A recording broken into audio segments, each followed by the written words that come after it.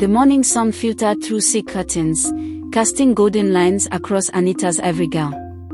It shimmered on the hanger like a sacred garment, untouched and glowing. Birds chirped as if singing a hymn. But not every smile that morning carried light.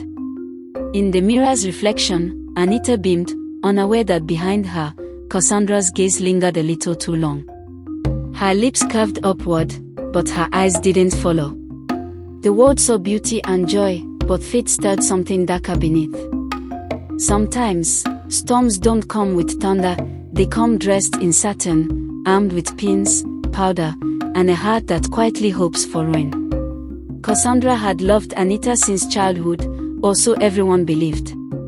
They grew up side by side, matching braids, school shoes, secrets shared under mango trees. But something changed when Daniel entered the picture. He was kind, handsome, and drawn to Anita like bees to blossom. Cassandra laughed through her heartbreak, smiled through every announcement, and wore her jealousy like perfume, sweet but suffocating. She convinced herself Anita didn't deserve this perfect ending. She who always had the limelight, the love, the luck. So, when Anita asked her to be chief bridesmaid, Cassandra hugged her, eyes wet, nails sharp, heart ready for war. The bridal suite buzzed with chatter, hair dryers, perfume sprays, and laughter like broken wind chimes. Anita danced to soft music as Cassandra stood behind her, fiddling with the waist of the dress. Just a minor adjustment, she whispered sweetly, slipping a small thread from the seam. The fabric loosened just enough to fail when tension rose. No one noticed. Later, while Anita sipped juice, Cassandra swapped her glowing foundation for expired powder, slipped into the bag with practiced grace. Then, as the others prepared breakfast, she deleted the wedding photographer's confirmation email. A day built for joy, now rigged for shame. Cassandra didn't rush, villains never do. She moved like mist, soft and unnoticed. Her smile stitched into every scene, making her the favorite in every room.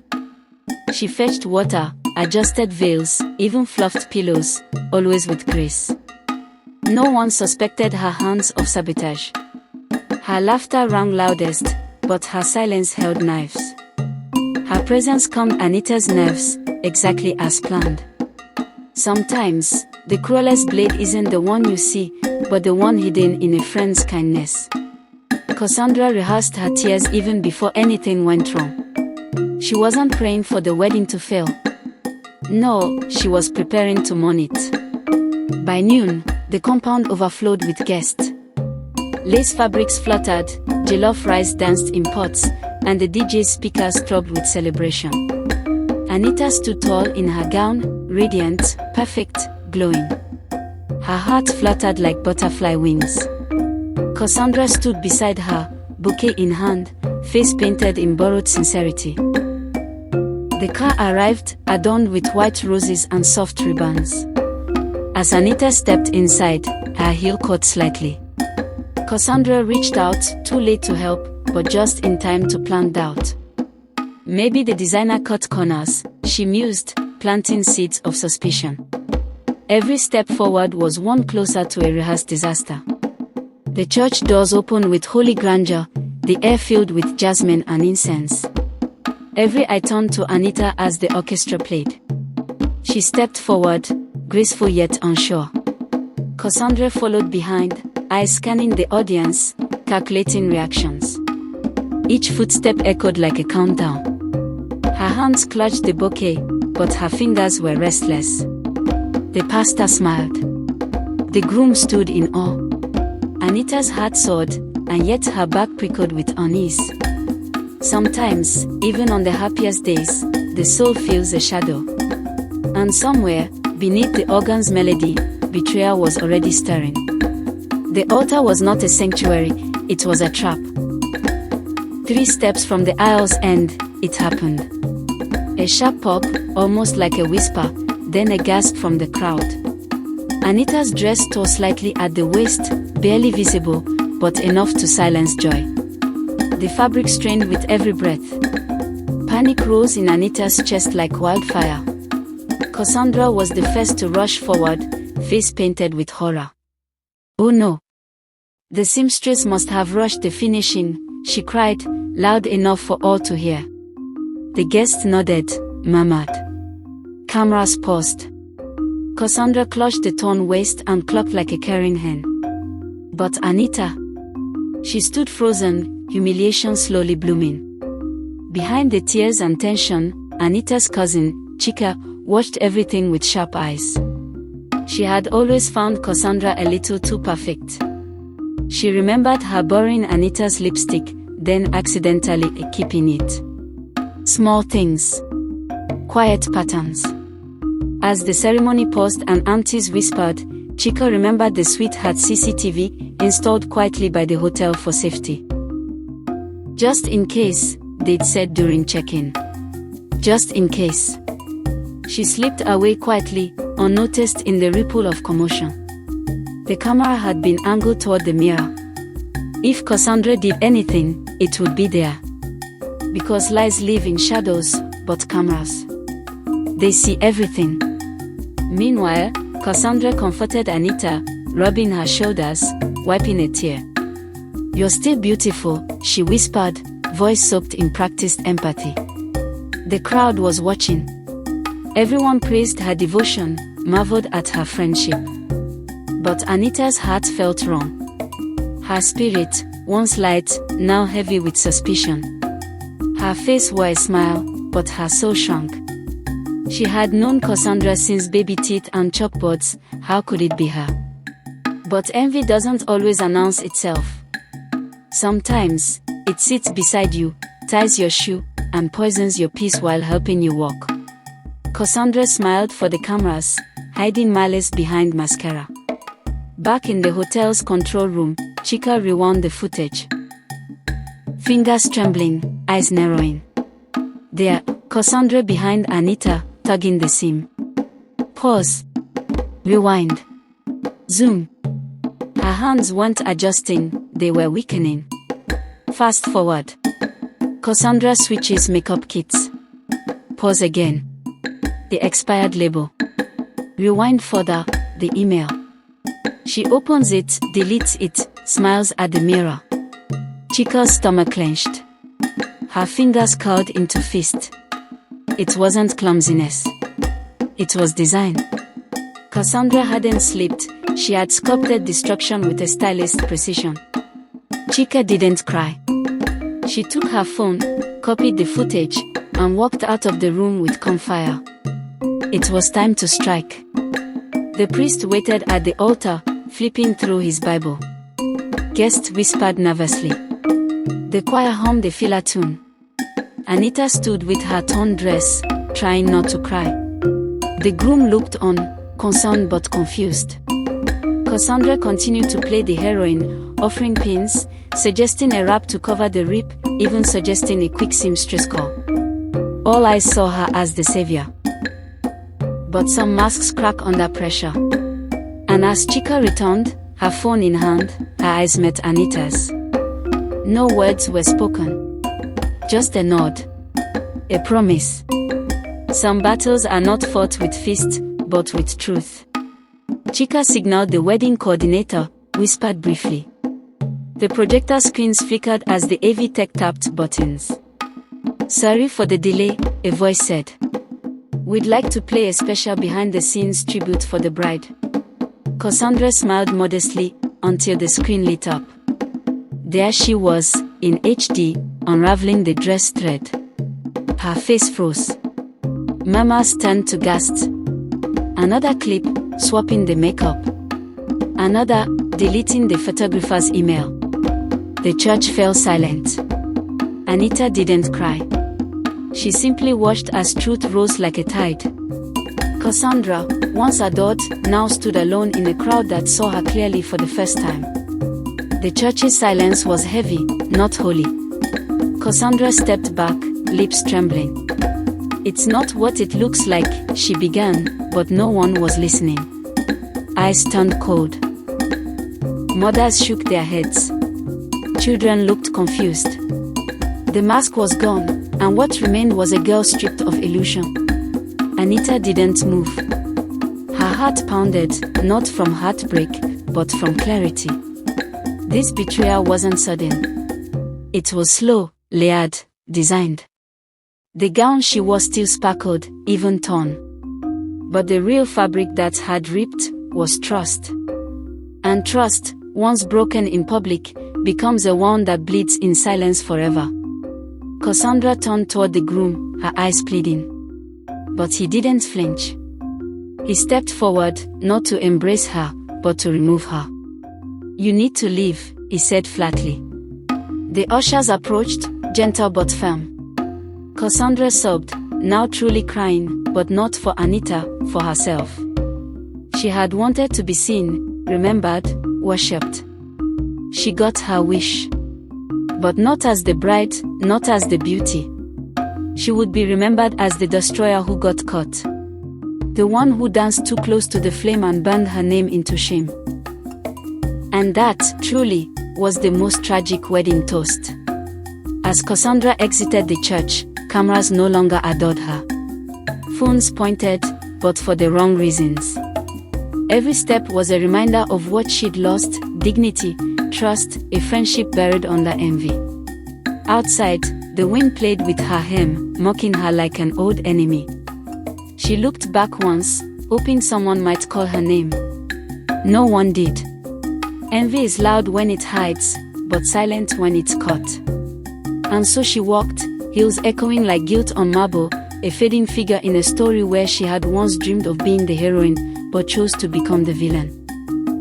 The church remained suspended in stillness, the kind born not from reverence but revelation. Anita stood at the altar, veil pushed back, heart racing with betrayal and courage. The congregation sat stiff, too stunned to whisper. Cassandra had fled, but her shadow lingered like perfume on silk, sweet, haunting, unforgettable. No one looked at Anita with pity, only awe. Her poise became her vengeance. The torn dress no longer mattered, her dignity stood intact. The ceremony paused not for repair, but for truth. She had been robbed of perfection, but not power. And in that silence, Anita bloomed into something unshakable. As the choir quietly resumed, Anita's fingers trembled slightly. Not from fear, but from transformation. This wasn't the wedding she envisioned, no bride dreams of betrayal as part of her bouquet. But standing there, bruised yet unbroken, she felt reborn. Her tears didn't fall, they crystallized inside her. The groom stepped closer, took her hand. It was not pity. It was reverence. The audience shifted from curiosity to quiet celebration. She had passed through fire and emerged dazzling. Not perfect. Not polished. But real. And somehow, that truth felt more powerful than any fairy tale. A new kind of bride was being born. The pastor cleared his throat, hesitated, then smiled. God doesn't always write with neat lines, he said solemnly. And so, the vows were spoken. The torn gown fluttered with each breath Anita took, as if it too wanted to be remembered, not for its flaw, but its endurance. The rings exchanged one just gold, they were symbols of surviving a storm before the dance. When the choir sang again, the melody felt different. Not rehearsed. Not decorative. But earned. And though Cassandra was gone, the seed she left behind whispered a lesson: blessings built on betrayal shine brightest when they survive the fall. The reception was a tapestry of colors, laughter, and cautious eyes. Guests ate and danced, but the earlier shock sat beneath every bite of jollof rice. Anita wore a different dress now, borrowed from her aunt, simple yet elegant. She smiled, greeted guests, held her husband's arm firmly. She danced not like a woman celebrating fantasy, but one embracing truth. Cassandra's name was not spoken aloud, but it hovered like steam over the food, unseen yet present. Still, Anita's laughter rang louder than whispers. Because real joy is not the absence of pain, but the power to dance despite it. Outside the venue gates, Cassandra sat alone in a packed cab, watching through a crack in the window. Her makeup was smudged, dress wrinkled, ego shattered. She clutched her phone, watching the same footage that exposed her.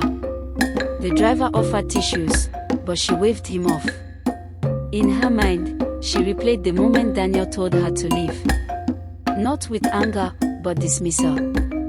She had imagined him begging her to stay, realizing he loved her more.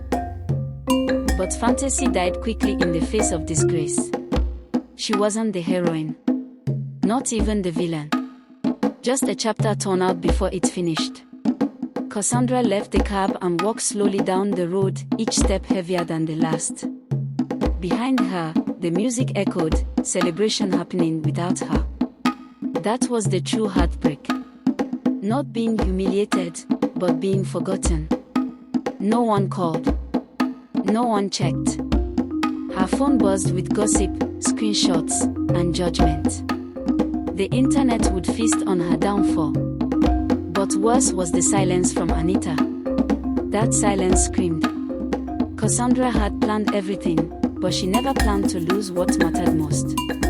Sometimes we only see love clearly when it walks away, back straight, head high, unwilling to turn around. Back at the venue, Anita sat with her husband, hand in hand as speeches flowed. One seat remained empty, the one meant for Cassandra. It stood out among a sea of celebration, like a scar in a field of roses. Anita didn't mention it, but her eyes glanced there once. Her heart didn't hate, it hurt.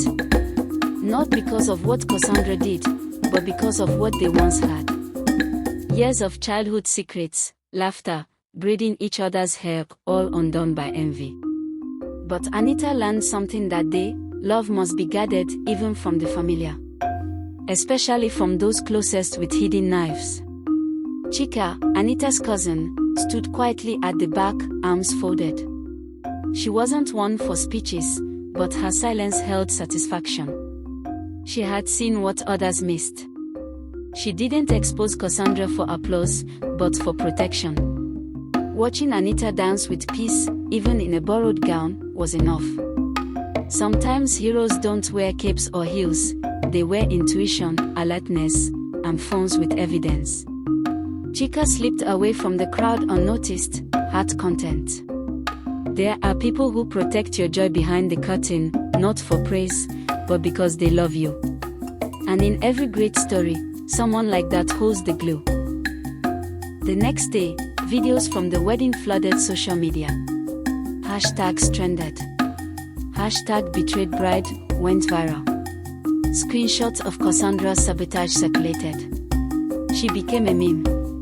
A cautionary tale. Some laughed. Some cried. Others reflected. The footage sparked debates about friendship, envy, trust. For Anita, it was both a curse and a crown. Strangers sent support, brands offered free wedding shoots. But no gift matched the inner strength she had uncovered. For Cassandra, however, it was a digital crucifixion. No apology could silence the judgment. And once the internet names you, it never forgets. Especially when your sin is betrayal in a bridal suite. Cassandra's world shrank overnight. Her job put her on indefinite leave. Friends stopped replying. One unfollowed her after another. Her Instagram, once filled with filters and fame, became a ghost town. But what hurt most was the silence of her own heart. She couldn't even defend herself, because deep down, she knew. Envy had worn her like a glove. She hadn't just betrayed Anita, she had betrayed the girl she used to be. The one who used to dream of her own wedding, not someone else's ruin. And when that realization came, it shattered louder than any church projector screen. Weeks passed. Anita moved on, not quickly, but deliberately. She returned to her new home, her job, her life. But something had changed. She was more cautious, more selective. Her circle grew smaller, tighter, richer. Cassandra's name never came up in conversations, not even among friends. Silence was her sentence. Anita's story, though painful, became inspiring. Magazines reached out, but she declined. She didn't want to be famous for what broke. She wanted to be known for what healed. And healing, for her, meant peace. She didn't want revenge. She wanted real. And that's exactly what she built, quietly, beautifully, every day. Months later, their paths crossed at a grocery store. A cart rode by. Eyes locked. Cassandra, thinner now, makeupless, gripped a basket. Anita, elegant in a sundress, paused only for a second. No words. Just time, thick in the air between them. Cassandra blinked, mouth slightly parted. Anita gave a small nod, not of kindness or cruelty, but closure. Then she walked on, her heels echoing gently. That nod said everything. You no longer live in my heart, not even as a villain. And Cassandra stood there, holding a can of soup, realizing that some apologies are simply too late to matter. Anita's life blossomed, baby showers, housewarmings, birthday parties. But one name never appeared on guest list. Cassandra became a ghost in conversations, a memory not exercised but sealed. Her presence was never wished, never welcomed. Her legacy wasn't a mistake, it was a warning. And while others moved forward, she remained stuck in that moment of exposure. Some wounds fade, others become mirrors. Cassandra now lived inside the echo of her decisions. And with each celebration she watched from afar, she realized loneliness doesn't always come from being alone. It comes from being uninvited to the places you once belonged. Cassandra avoided mirrors. Not because she hated her face, but because she couldn't face who she had become. Every time she tried, the memory returned, her fingers tugging the dress seam, deleting the email, rehearsing crocodile tears. Her hands had shaped that downfall. And now, those same hands couldn't find work, couldn't hold friendships, couldn't build peace. She started journaling, writing letters she never sent. To Anita. To herself. To the girl she used to be. It wasn't therapy. It was survival. Because until she could forgive herself, no one else's forgiveness would matter. And that was the hardest part. Anita framed a piece of the torn wedding dress, just the part where the seam had ripped. It hung on her wall beside a framed photo of her smiling at the altar. Not as a scar, but a symbol. That tear had revealed the truth. That tear had saved her from loving a lie. Every guest who saw it asked why she kept it. She'd smile and say, because some tears are blessings in disguise. And beneath her breath, she'd add, it's not what breaks you that matters, but what it shows you before you heal. In that rip, she found clarity. Years passed. Anita shared the story once, at a women's mentorship retreat. Not to shame Cassandra, but to warn others, sometimes betrayal wears lace and laughs loudest in your joy. The young women listened, wide-eyed. Some cried. Others nodded. Anita never mentioned names, but her story became a parable retold in dorms, offices, salons. Cassandra, unknowingly, had become folklore. And in that folklore, her downfall wasn't tragedy, it was a lesson. In trying to ruin one day, she had written herself into 1,000 whispered warnings. Because sometimes, the most painful stories are the ones that protect others from walking blind. One rainy evening, Cassandra held a wedding invitation she once bought for Anita, back before her betrayal. It was silver, lace-edged, elegant. She had planned to write something poetic, charming. Instead, it remained blank.